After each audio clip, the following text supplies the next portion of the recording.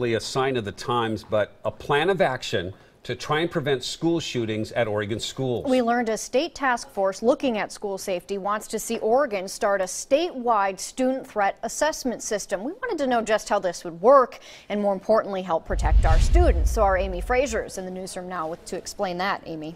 Part of the idea is to have specially trained response teams ready to intervene when a student poses a potential risk for violence. The team would help wrap services and support around that student as part of a safety plan.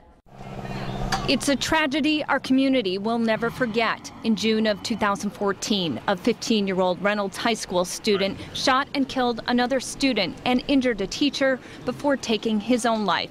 Clackamas County Sheriff Craig Roberts was one of the first responders. First of all, the immediate response is critically important, but also, which is so important as well, is what was leading up to it. Are there any prevention things we can do? Sheriff Roberts is the chair of the Oregon Task Force on School Safety, established by the state legislature. I found out the group is recommending the development of a statewide student threat assessment system for K-12 public schools. What we really believe is that when you're assessing a potential threat to a school, that it really does take a multidisciplinary approach to figure out, is this threat viable? Is there wraparound services that we can do to intervene? Right now, different school districts handle potential threats differently. This would create a standard throughout the state.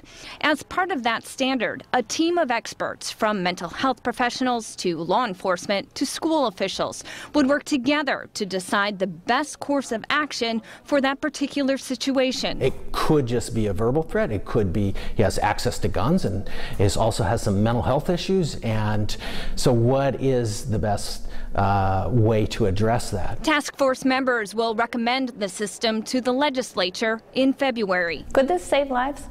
I absolutely believe completely that it will save lives. Now, the task force would also like to see a statewide database for school floor plans to assist first responders.